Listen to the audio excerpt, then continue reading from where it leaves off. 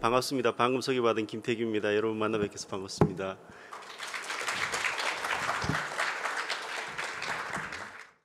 오늘 집단 민원 말씀해 주셨는데요. 사실은 집단 민원에 더해서 사실은 기업 민원까지도 같이 해서 저희들이 좀 설명을 드리고 소개를 드리도록 하겠습니다.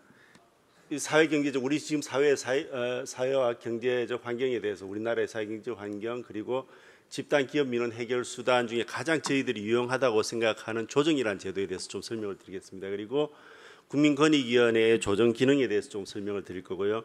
그다음에 사실은 저희들 사례가 굉장히 많은데 그걸 다 소개시켜드리기는 힘들고 해서 오늘 집단 민원 하나, 기업 민원 하나, 요 두 개만 일단 하나씩만 뽑아왔습니다. 그래서 그 두 개 설명드리고 마지막으로 저희들 혹시 아실는지 모르겠는데 국민신문고라고 있습니다.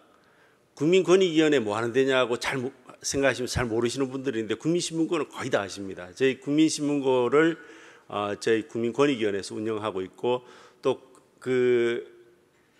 정부 합동민원센터도 국민권익위원회에서 운영하고 있습니다. 그리고 110 콜센터라고 민원 응대를 하는 데가 있는데 그 역시도 저희 국민권익위원회에서 담당을 하고 있습니다.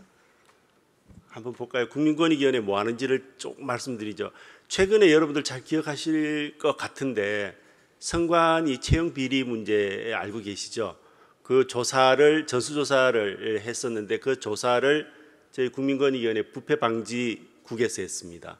그래서 기본적으로 부패방지 기능을 저희들이 하나의 기능으로 가지고 있고 그 다음에 권익구제 기능이 조금 전에 오늘 주로 말씀을 드릴 기업 아니면은 집단 그뿐만 아닙니다. 사실은 여기 지금 고충 권익구제 파트에는 경찰, 국방, 도시, 수자원, 환경, 교육 국정의 모든 전 분야를 다 망라해서 여기서 들어오는 국민들 고충 민원을 해결하고 있습니다. 그리고 행정심판은 여러분들 잘 아시듯이 행정소송은 법원에서 이루어지고 그 전 단계로 이제 행정심판이 이루어지는데 그 중앙행정심판위원회가 저희 국민권익위원회에 소속되어 있습니다.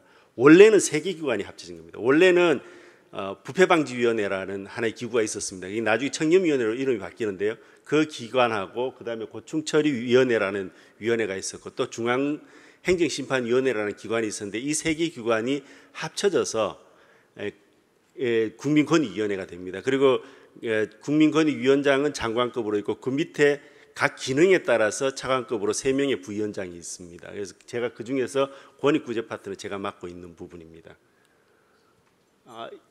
사회경제적 환경인데요. 보시면은 어떤 모습인지 대충은 아시겠죠? 시위하고 있는 모습인데요. 여기 어디냐면은 저기 설악산입니다. 설악산 케이블카를 설악산 5색 케이블카라는 걸 아마 들어보셨을 수도 있겠다 싶은데요. 그게 강원도민의 수건 사업입니다. 양양에 있는데요. 양양에 설치할 건데 양양군의 문제만이 아니고 강원도민의 수건 사업이었습니다. 그 수건 사업이었는데 40년 동안 이루어내지 못하다가 최근에 저희 국민권익위원회에서 나서서 조정을 했습니다. 그리고 최종적으로 지금 곧 시공식이 공사에 착수가 시작이 될 겁니다. 그리고 요거는 어디냐면 포항입니다. 포항인데 포항 수성 사격장이라는 데가 있는데 여기가 그냥 보통 사격장 총 쏘는 그런 사격장이 아니고요. 대포, 아파치 헬기 이런 탱크 이런 대형 무기들의 사격장이라서 주민 소음이 엄청납니다. 엄청나서 지금 시위하는 모습들도 보고 계신데요. 앞에는 그런 대표적인 집단 민원의 현상들만 하나 소개시켜 드릴 거예요. 그 다음에 지금 집단 민원이 또 다른 형태로 많이 등장하고 있는데 여기 위례신도시입니다. 위례신도시도 여러분들 잘 아시겠지만은 이 위례신도시가 3개의 자치단체가 합쳐져 있습니다. 송파구하고 하남시, 성남시가 각각 조금씩 면적을 가지고 있으면서 이 중간에 위례신도시가 있는데 대개 신도시가 한번 만들어지면은 초기에 민원이 들어오기 시작하다가 어느 순간 폭증을 합니다. 도시가 하나 새로 만들어지면서 이런저런 많은 문제점들이 생겨나겠죠. 나면서 이제 폭증하는데 여기 보시다시피 2017년도에 한 24만 건 정도에서 지금 240만 건 정도로 10배 이상 이렇게 폭증하는 현상을 보이고 있습니다. 왜 생기느냐고 보시면요, 이 정책 위반 단계에서는 주로 이 공급자를 이제 정부로 봤습니다. 관이라고 보면 되시겠습니다. 공급자 위주로 이렇게 정책 위반을 하거나 현장 소통이 부족하거나, 그리고 의사 정책을 결정하고 집행하는 기관 사이에 서로 연계가 부족하거나, 또 그리고 해당 이해 당사들 사이에 분쟁을 해결하는 시스템이 제대로 구축이 안 돼 있고, 그다음에 정책 집행상의 일관성이 결여돼서 들쭉날쭉한 정책 집행을 하다 보면은 이러한 문제점들이 생겨난다는 것이고, 그리고 잘못된 정책이 있음에도 불구하고 제대로 시정하지 않을 경우에 생겨나는 것들이 이런 집단이나 아니면 기업 고충으로 나타난다고 보실 수 있겠습니다. 그리고 수요자적 측면인데, 요거는 일반 국민들 입장에서 많이 달라졌습니다. 달라진 게, 예전에는 오프라인에서 뭐 마을 이장이나 아니면 뭐 동장, 통장 등등의 사람들이 이렇게 연명부 들고 다니면서 이렇게 서명 받고 이렇게 했는데, 요즘 그렇게 안 합니다. 맘카페나 아니면 입주자 커뮤니티 SNS에 들어가면은 바로 순식간에 엄청난 사람의 숫자들이 모이고 거기서 엄청난 그 의견들을 쏟아냅니다. 그래서 온라인 스마트폰이 이런 것 많이 퍼지고 SNS가 쉽고, 또 경우에 따라서는 매크로로 이 왜곡까지 시키기도 하죠. 폭증시켜서 왜곡시키기도 하고. 그래서 이익에 대해서 더 강하게 이렇게 목소리들이 최근에는 나타나고 있습니다. 집단 민원이 전국적으로 어느 정도 나타나느냐를 봤는데, 중앙행정기관은 지금 20년, 21년, 22년인데 한 1,200건 정도 나타나고 있습니다. 건수로는 그 정도 나타나고 있고, 지방자치단체는 한 6, 7천 건, 때로는 7천 건을 넘기도 하고요. OECD 30개 국가 중에서 대한민국 갈등 지수 순위가 3위랍니다. 이거 뭐 다 알고 계실 것 같습니다. 모르셔도 아마 체감은 하고 계실 것 같습니다. 그죠? 체감하고 계실 것 같고, 이게 의미가 있습니다. 기본적으로 이 정부의 기본 국정 철학은 시장이죠. 시장이고, 시장이 정상적으로 돌아가야지 결국 국가 경제 그리고 국민들의 생활 수준의 향상을 꾀할 수 있다는 것이 기본 접근법이기 때문에, 삼성경제연구소에서 연구한 바로는 사회 갈등 지수가 10% 하락할 때 1인당 GDP가 7.1% 증가한다라고 이렇게 나와 있습니다. 그리고 사회 갈등 비용으로 연 82조 이상의 비용이 소모되고 있다는 겁니다. 앞서 보셨던 그런 시위하는 모습들을 통해서 사회 갈등이 제대로 해소가 안 되고 그게 표출될 경우에 나타나는 부작용이라고 보실 수 있겠습니다. 그리고 한국행정연구원에서는 우리나라 사회 갈등 지수가 스웨덴 수준으로 떨어지면은 1인당 GDP가 13% 이상 증가할 수 있다라는. 그러니까 결국에는 사회 갈등을 줄이는 것 자체가 시장을 살리는 방법이 되는 겁니다. 그래서 지금 기업 분야 고충도 지금 연간 한 3,500건 안팎으로 계속 들어오고 있습니다. 19년부터 22년까지 통계인데요. 그리고 기업 제도 경쟁력 순인데 우리나라가 OECD 국가 37개국 중에 26입니다.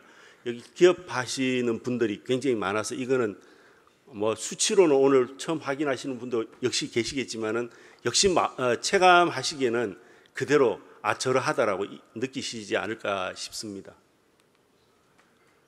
결국 규제나 아니면 어떤 사회 갈등 비용 등등을 통해서 나타나는 부작용은 국내 고용이 축소되고 국내 투자 축소되고, 그리고 사업장이 해외로 빠져나가는, 결국 시장이 망가지는 결과가 되는 겁니다. 뭐 이 부분도 다 공감하시지 않으실까 싶습니다. 집단 기업 민원 부분인데요. 이 부분과 관련해서는 기본적으로 저희들 이제 조정이랑 ADR이라고 하는데, 이 조정이라는 용어는 뭐 저희들도 쓰고 있으면 가장 많이 쓰는 데는 법원입니다. 법원에서 조정을 제일 많이 쓰고 있고, 조정이라는 것은 뭐 재판상 조정도 있지만 재판 외에서도 여러 분야에서 조정들이 일어나고 있습니다.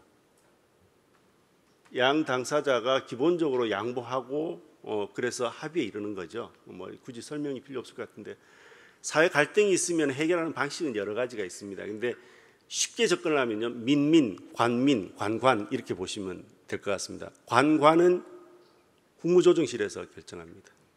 그리고 관민은 저희 권익위가 담당을 하고 있고, 권익위에서 고충 처리국, 고충 처리를 담당하는 쪽에서 관민, 그리고 또 행정 심판도 관민의 갈등을 해소하고 있다라고 보시면 될 거고, 그 다음에 민민 갈등은 기본적으로는 민민 갈등의 제일 많은 해결 기구는 법원입니다. 그죠? 법원이고, 이제 행정적인 측면에서 봤을 때는 행정 ADR을 하고 있는 의료분쟁조정위원회나 주택임대차분쟁조정위원회, 환경분쟁조정위원회 이런 데서 민민 간의 갈등을 해결하고 있고, 그 다음에 기업 간의 갈등 역시 민민 간의 갈등이라고 볼 수 있고 볼 수 있는데요. 이거는 대한상사중재원에서 갈등을 해결하고 있죠. 민관, 국가, 기업 간의 갈등을 제3자적 위치에서 조정하는 정부 내에서 가장 큰 기구입니다. 기구고, 저희들이 일을 하는 방식인데요.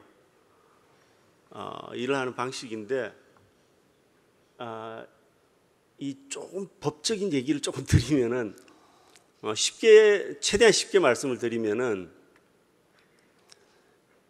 법에 위법이 있으면은 행정 소송으로 갑니다. 위법을 바로 잡아달라고. 근데 판사가 결정할 수 있는 것은 위법 여부만 판단할 수 있습니다. 좀 부당해 보여도 아니면 좀 사리에 맞지 않아 보여도 법에 위반된 게 없으면은 국가 승소입니다. 그렇게 해야 되는 게 행정 소송입니다. 그 다음에 위법하지는 않은데 좀 부당해 보이는 거죠. 좀 부당을 따질 때는 법에 위반됐다고까지는 못하는데 좀 부당해 보이긴 한다라고 할 때는 행정 소송에서는 해결을 못합니다. 그거는 행정 심판까지 와야 됩니다.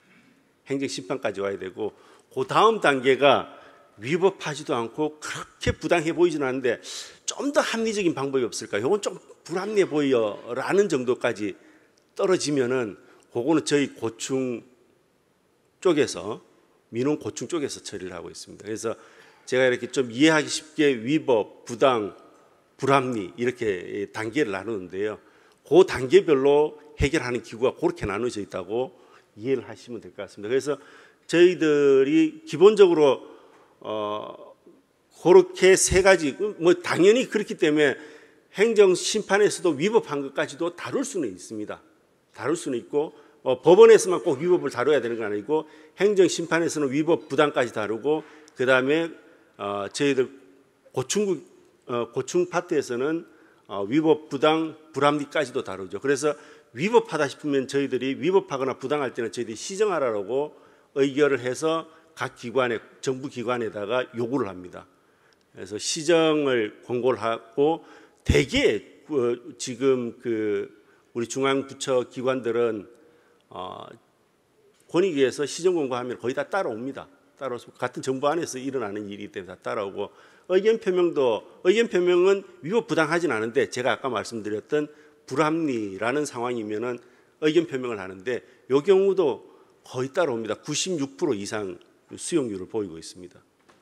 그리고 위법하든 부당하든 불합리하든 그 어느 경우든 합의나 조정, 양 당사자 간, 이해 충돌 당사자 간의 의사의 합치가 있으면은 분쟁은 해결될 수 있습니다. 이거는 너무 자연스러운 이치인데요. 근데 합의하고 조정은 어떤 의미에서는 당사자들의 의사가 합치된다는 의미에서는 동일한데,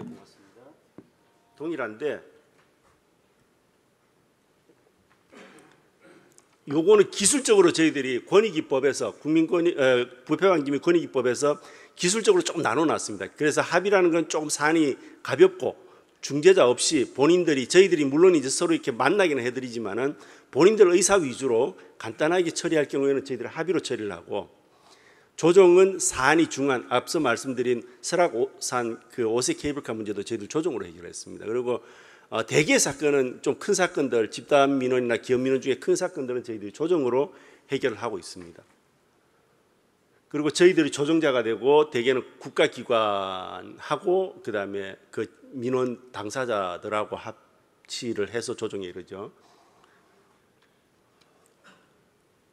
집단 민원 건수가 지금 대개 한 50건, 40에서 50 정도 왔다 갔다 하고, 올해는 지금 아직 지금 8월까지만 통계가 나는데 42건인데 건수는 얼마 안 돼도 이게 집단적으로 제기되는 민원이다 보니까 그리고 기업들도 기본적으로는 많은 사람들이 기업 안에서 활동을 하고 있기 때문에 그 지금 그로 인한 혜택을 받는 사람들의 숫자는 뭐 7만 거의 7만 가까이 이렇게 나타나고 있습니다. 조정인데요. 어떻게 하냐면은 일단은 저희 국민신문고나 다른 어떤 그 저희들 정부합동민원센터 등등을 통해서 110 콜센터 등등을 통해서 고충민원 접수되면은 저희들이 파악을 하고 이게 고충민원으로 집단민원이나 기업민원 고충으로 해결할 필요가 있다고 싶으면은 직권으로 하기도 하고 당사자들이 또 그리 해달라고 하기도 하고 하면은 실무협의를 하는데 이 실무협의를 할 때 우리 조사관들이 정말 고생을 많이 합니다. 일단은 각 기관들을 쫓아다니면서 설득을 하는 작업을 해야 되는데요.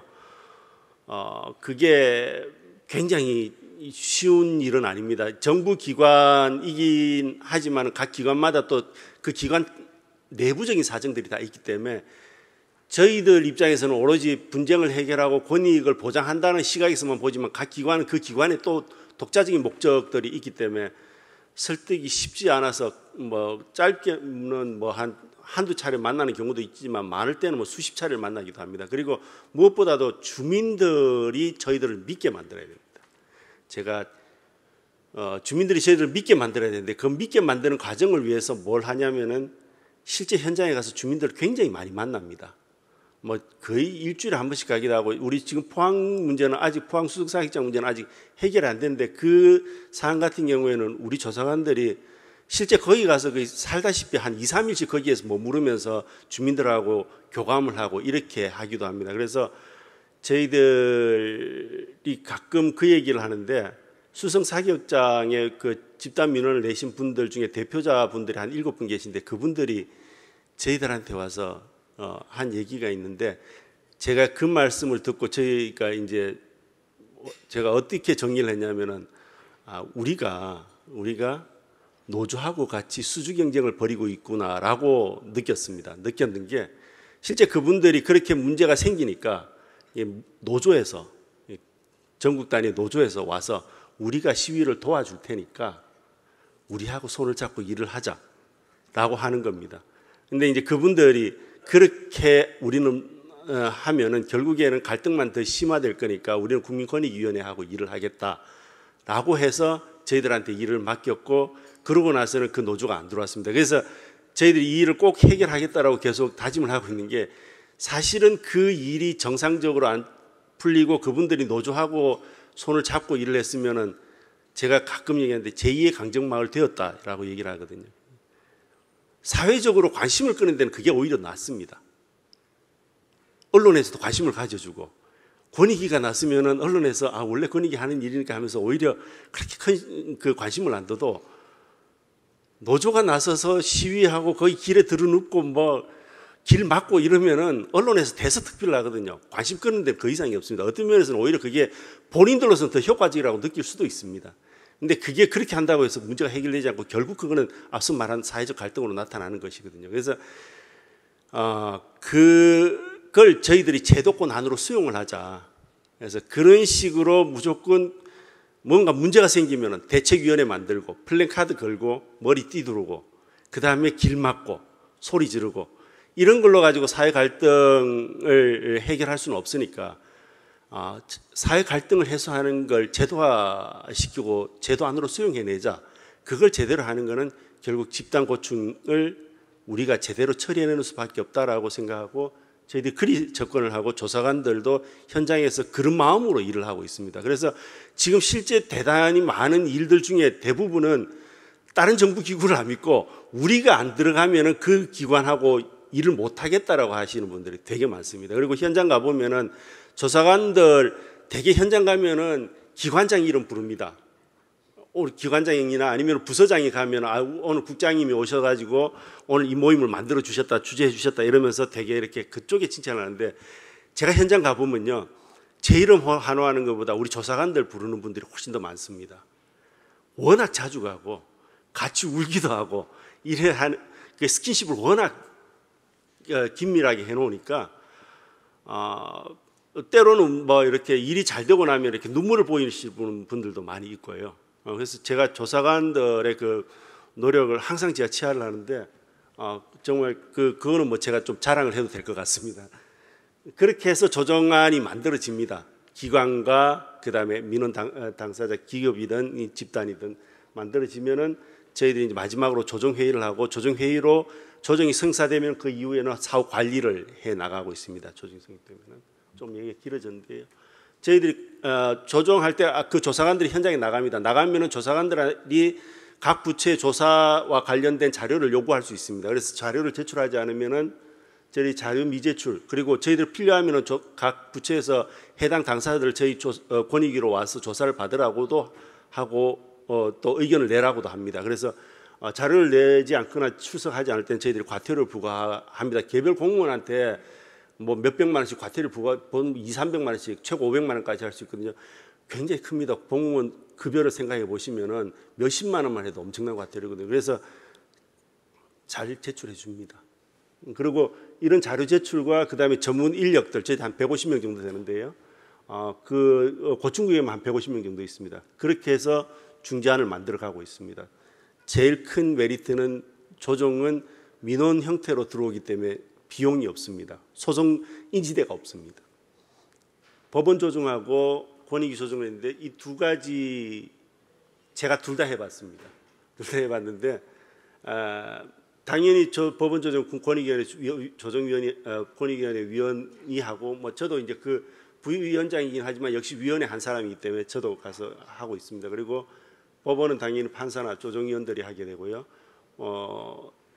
보시는 그대로입니다. 법원에서는 행정 처분만 할 수 있습니다. 이거 조금 법률적인 내용인데 처분성이 있어야 된다라고 해서 처분만 할 수 있는데 저희들은 처분 외에도 뭐 사실행위든 아니면 행정지도든 모든 것들을 다 저희들이 다 처리를 하고 있습니다. 그리고 비용 부분은 뭐 말씀드렸고 법원은 재판상 화해 효과, 저희들은 재판상 화해 효과는 아니지만은 사실상 똑같은 효과를 누리는 게 정부기관이 한쪽 당사자이기 때문에 정부기관은 무조건 이행을 합니다. 그래서 사실상 재판상 화해하고 같은 효과를 가져오고 있습니다. 해결 사례인데요. 울진에 죽변 비상 활주로라는 데가 있습니다. 비상 활주로라서요. 이게 평소에는 안 쓰입니다. 언제 쓰려고 만들어 놓은 거냐면 전시예요. 그래서 전시에 쓰기 위해서 하기 때문에 이게 훈련을 1년에 뭐 2, 3년에 한 번 정도 쓸까 말까 한 정도입니다. 거의 사실상 제대로 쓰지는 않죠. 평시에는. 근데 이게 이제 쓰이지 않고 이렇게 울진의 아주 중요한 요지에 이게 있다 보니까 경제적 손실이 큰 겁니다. 경제적 손실이 커서 울진 주민들이 민원을 내셨는데요. 울진 주민들이 그 비상활주를 없애라고 국방부를 상대로 내는 건데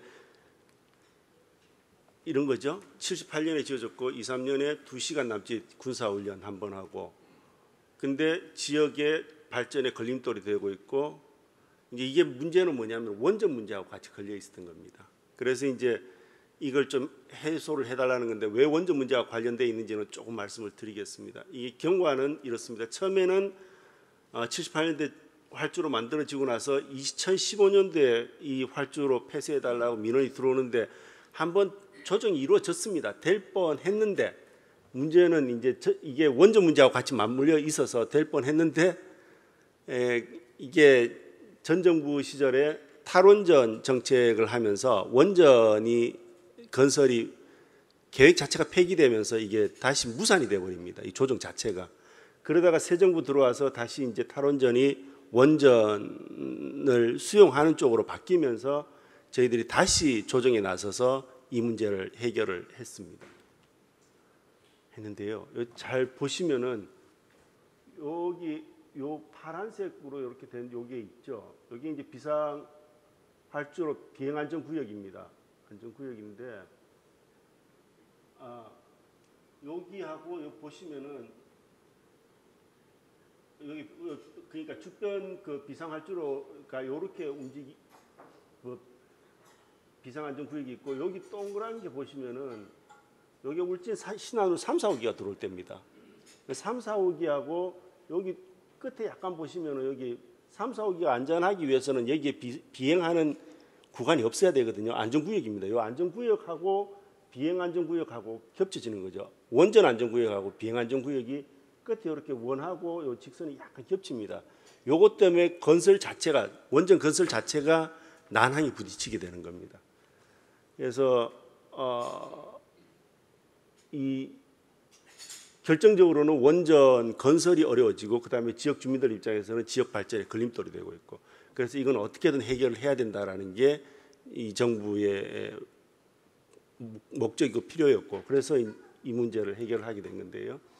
집단민원이 22년 4월에 들어왔고 앞서 말씀드린 것처럼 실무회의가 계속 있었습니다. 그리고 관계기관 국가장급 회의를 거쳐서 이 작년 12월에 주민면담 제가 현장에 가서 주민면담을 했습니다. 가서 하고 그다음에 작년 말경에 조정을 통해서 이걸 성사를 시켰습니다. 현장 조정회의 이제 마지막에 성사하고 서명하는 장면입니다. 이 서류에 서명을 하게 되는데 그러면서 이제 이게 완성이 되는 모습입니다. 그렇게 하고 이제 이렇게 어떻게 이렇게 풀어냈냐? 그냥 이게 그냥 군대에서 빼라니까 그냥 뺐냐 이렇게 쉽게 생각하실 수 있는데 그게 굉장히 복잡한 셈법이 있습니다. 어떻게 된 거냐면은 제가 법원 조정하고 조금 차이를 말씀을 드리면 법원 조정은 기본적으로 양당사자 구조입니다. 두 명이 양쪽에 있죠. 그래서 제로섬 게임입니다. 한 명이 좀 더 많이 가져가면 한 명은 그만큼 양보를 해줘야지 합의가 됩니다. 둘 다 같이 만족할 수는 없습니다. 법원 조정이라는 건. 둘 중에 한쪽이 양보를 이뤄내야 되는데 이게 저희들이 하는 조정은 행정부에서 하는 조정이기 때문에 양당사자만 두고 일을 하지 않습니다. 여기서는 만약에 요 비상활주로만 생각한다 그러면은 그 비상활주로만 생각한다 그러면은 공군에서 국방부에서 빼는 거 그리고 이쪽에서는 그걸 폐지시키는 것 그 방법 외에는 다른 방법이 없습니다, 사실은. 근데 국방부 입장에서는 이게 전시에 꼭 필요한 그 비상활주로인데 이걸 마냥 뺄 수는 없지 않습니까? 그 국방부 입장에서는 못 빼는 거죠, 원칙적으로. 이럴 경우에 이제 저희들이 쓰는 방법이 뭐냐면은 다른 국가기관을 끌어들입니다. 다른 국가기관이 들어오라고 하는 거죠. 들어오라고 해서 어디를 들어오라고 그랬냐면은 여기 국토부에서 가지고 있는 여기 울진 비행 연습장이 있습니다. 여기 이제 비행 조종사가 되려는 사람들이 훈련하는 비행 연습장인데 울진 비행장인데 요 울진 비행 훈련원이 있는데 요 훈련원이 기본적으로 비행 훈련을 한다니까 이거 활주로가 있지 않습니까? 그래서 요걸 국방부에서 쓸 수 있도록 해주겠다. 비상 활주로로. 근데 문제는 뭐냐면 요게 활주로가 1800인데 전시에 전투기가 뜨고 내리기에는 이게 짧아서 300씩 600을 확장을 시켜야 됩니다. 그럼 이 돈은 또 누가 될 거냐 문제가 또 생기는 거죠. 그러면은 돈을 댈 누군가가 있어야 되는데 제일 이걸 옮김으로써 이득을 보는 게 어디냐면은 신한울 건설하는 그 한수원이죠. 수력원자력. 그러니까 거기서 돈을 대주겠다고 나오는 겁니다. 그러니까 지금 벌써 이제 당사자가 막 늘어났죠. 당사자가 민원 주최하고 그 다음에 국방부만 있었는데 국토부 들어오고 한수원 들어오고 이렇게 끌어들이는 겁니다. 저희들은. 그렇게 해서 조정을 해나가는 거죠. 그래서 지금 보시면은 국방부는 이걸 폐쇄시키기로 하고 국토부에서는 비행장 대체시설 조성에 동의해주고 국유지 제공해주고 한수원에서는 비용 조달하고 그다음에 울진군은 기본적으로 사실은 지방자치단체는 대개 주민들하고 이해관계가 일치합니다. 그래서 기초단체 입장에서 필요한 지원을 해주고 그다음에 저희들은 계속 모니터링을 하고 비상활주로 폐쇄하면서 이걸 할 때는 또 산자부나 아니면 원안위 등에서도 도움이 필요하거든요. 그래서 그쪽 기관들도 협조해 주기로 하고 모든 국가기관이 나서는 겁니다. 그러니까 법원 조정은 1대1 싸움이고 어느 한쪽이 양보를 해줘야지 해결이 되는 건데 저희들 해결은 딱 1대1 거의 이해 당사자만이 아니고 관계기관으로 많은 기관들을 끌어들여서 분쟁을 해결해 버립니다. 그 차이가 있고요. 또 한번 보시면 그렇게 해서 효과를 보시면은 일단은 3, 4, 5 착공 시기가 15개월 정도 앞당겨지고 지역 경제 그 주변 활주로를 이제 쓸 수 있게 된 거죠. 쓸 수 있게 되고 없어진 폐쇄된 데를 쓸 수 있게 되고 그러면서 군에서는 여전히 훈련 여건이 조종사 양성도 가능해지고 군도 작전 수행도 가능해지는, 이게 모두 다 윈윈하는 상황이 되는 겁니다. 그리고 3, 4호기는 국정과제 앞서 15개월 줄여들면서 정부 입장에서 국정과제를 빨리 이행할 수 있는 장점이 있게 된 거죠. 두 번째는 기업인데요. 기업 사례 하나 말씀드릴까요? 이게 어떤 거냐면은 신청인이 여기입니다. ENT 주식회사 모모 ENT 주식회사인데요. 이 회사가 그 한국공항공사하고 이 계류장 주차장이지 않습니까? 그죠? 비행기 주차장인데 주차장 노면이 너무 노후화돼서, 그래서 이걸 이제 재공사를 해야 되는데 제가 이제 공학적 지식이나 이게 무지하다 보니까 쉽게 생각하고 좀 그 노면이 노후화됐으면 그냥 아스팔트 까면 되지 이렇게만 생각했는데 그게 그렇게 간단한 문제는 아니었던 것 같습니다. 실제 가보니까 이게 보니까 그 밑에 배수 시설도 해야 되고요, 급유 시설도 해야 되고, 항공 등화도 넣어야 되고요, 전기 뭐 이 관로 굉장히 그 밑에가 복잡하더라고요 보니까. 그래서 이런 것들을 위해서 기존 철거 포장도 철거하고 이렇게 해야 되는 건데, 이게 계류장을 쓰면서 해야 되니까 구역을 나눠서 하고 또 이렇게 단계별로 이렇게 먼저 드러내고 또 이 단계별로 이렇게 쭉쭉 이렇게 후속 사업을 진행해야 되는데, 이게 한 업체가 하는 게 아니고 여러 개 업체들이 다 관여돼서 일을 하고 있었습니다. 근데 문제는 뭐냐면은 뜯어내야 될 거 아닙니까? 뭘 새로 하려면 뜯어내야 되는데, 뜯어내는데 이 사람이 생각하는 거, 이 업체가 생각한 거는, ENT에서 생각한 거는 공기가, 전체 공기가 그 자기들이 맡은 그 구역의 전체 공기가 있지 않습니까? 그걸 기준으로 뜯어내는 기간을 생각을 한 거죠. 근데 일을 한 게 일단 빨리 뜯어내야지 그 다음 일을 할 수 있지 않습니까? 그러니까 전체 공기로 보면 내가 다 할 수 있다고 생각하고 들어갔는데 가보니까 초기에 왕창 뜯어내야 되는 겁니다. 그러니까 이걸 자기 기업, 그 기업 수준으로는 총동원을, 물자를, 그 기업의 모든 자산을 총동원을 해도 물리적으로 불가능한 겁니다. 근데 물리적으로 불가능해서 만약 이거를 수준을 했는데 이행을 안 하면 어떤 문제가 생기냐면은, 일단 그로 인한 지체상금이나 등등의 비용을 다 물어줘야 되는 문제가 생기죠.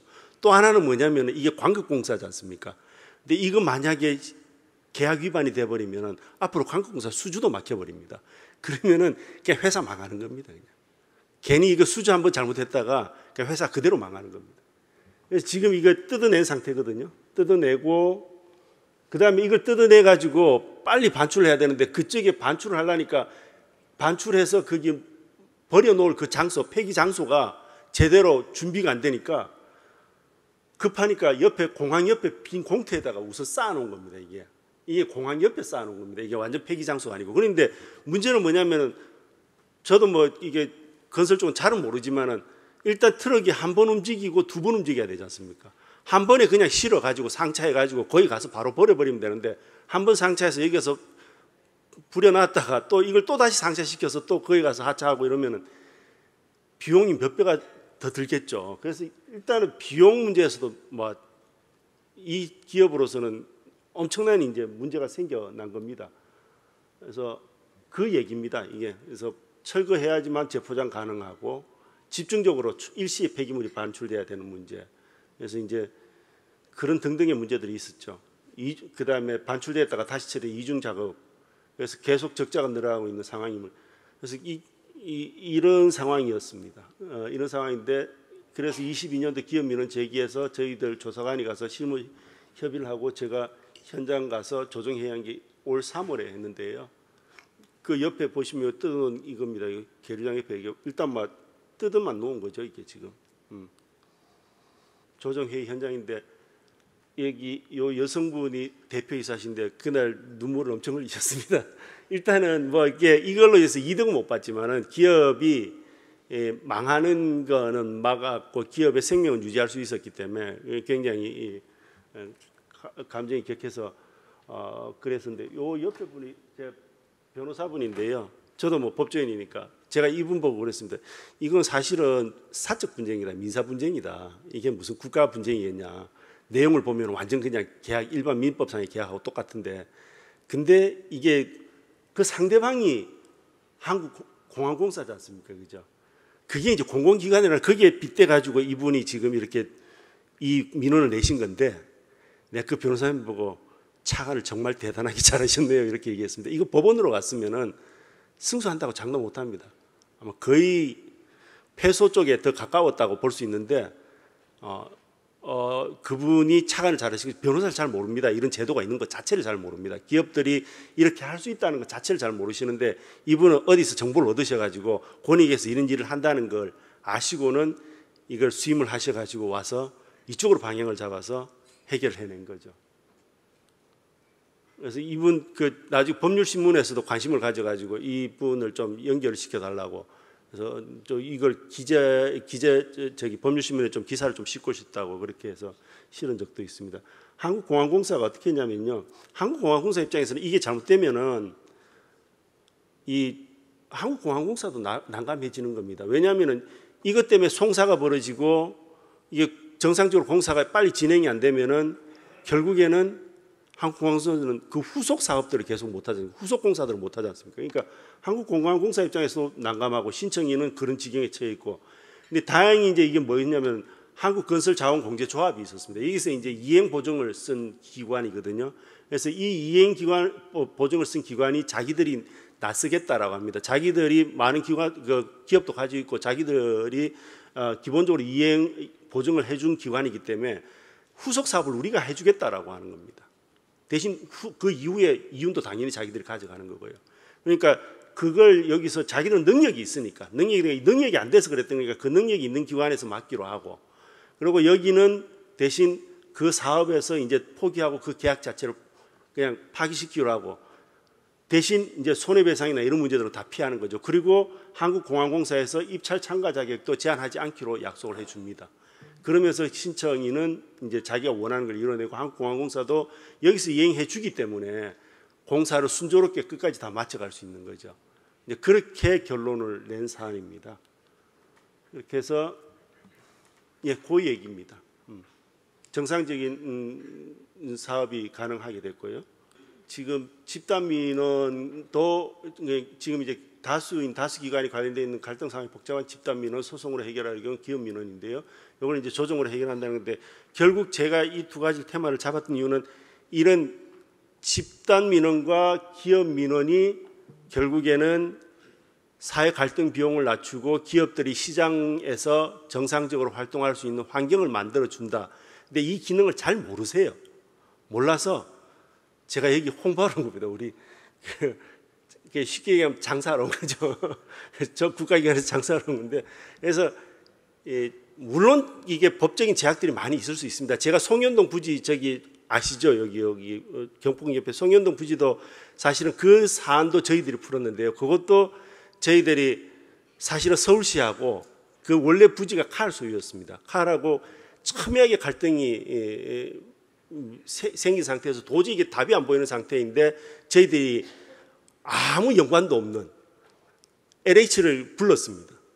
LH를 불러가지고 LH 보고 사고, 니네들이 LH가 대신 사주고 그 땅을 칼로부터 사주고 대신 LH는 그 땅을 서울시에 주고 서울시로부터 LH 사업하는 데 필요한 땅을 교환해라 라고 저희들이 조정을 시켜냈거든요. 그래서 그 사건에서도 보시면은 사실은 서울시하고 둘만 놔뒀으면은 법원으로 갔으면 해결 안 됩니다. 이게 해결 안 되는데 정부 기구이기 때문에 저희들이, 그리고 정부 기구를 불러 들어올 수 있기 때문에 다 오라 그래서 LH는 영문도 모르게 끌려와 가지고는, 근데 그러면 LH가 영문도 없이 끌려왔지만은 손해를 봤냐면 그렇지 않죠.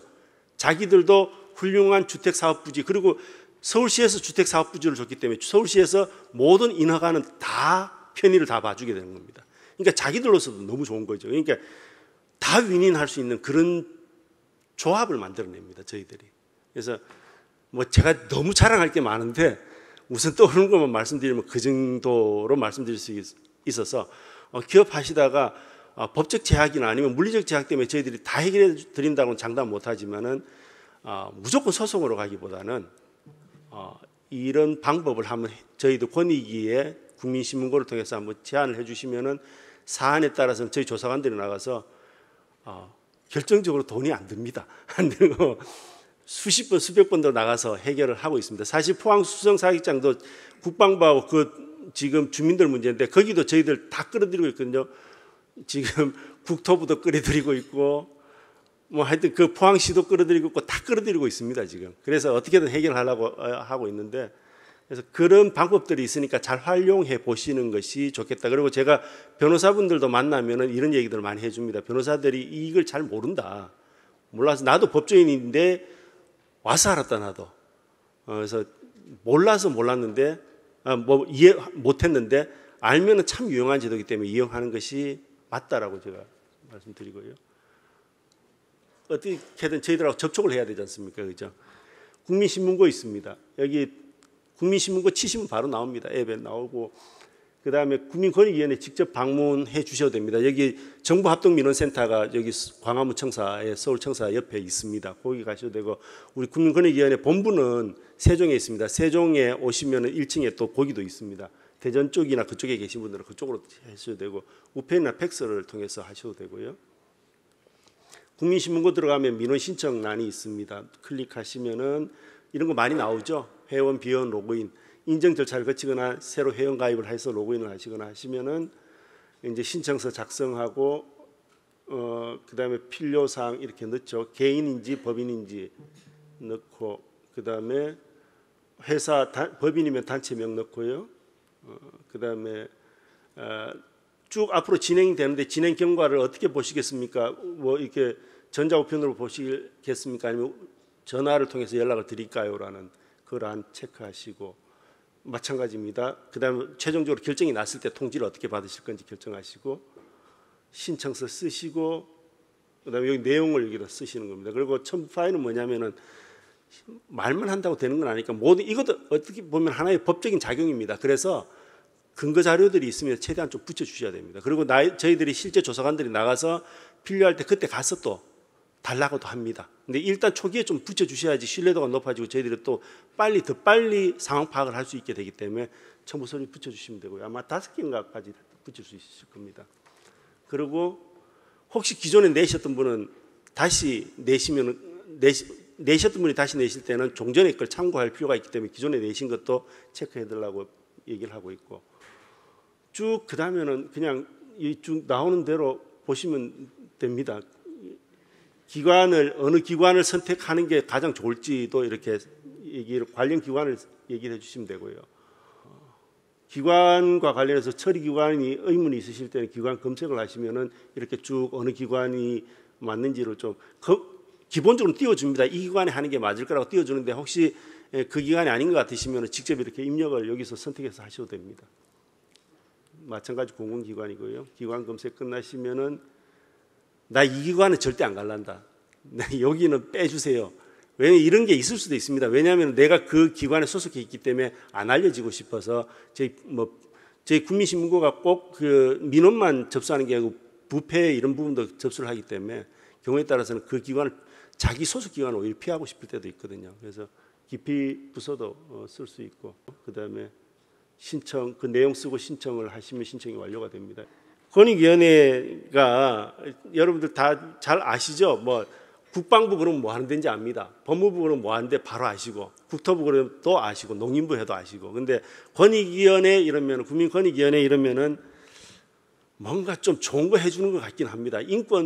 국가인권위원회하고도 좀 비슷한 것 같기도 하고 좀 헷갈리실 수 있는데, 제가 오늘 저희들 기본적인 목적은 앞서 처음에 모두에 말씀드렸던 것처럼 저희들 하는 걸 좀 알려드려서 저희들 잘 활용해 주십사라고 해서 그 소개의 시간으로 오늘 그 강연을 준비를 했습니다. 그래서 많이 이용해 주시고요.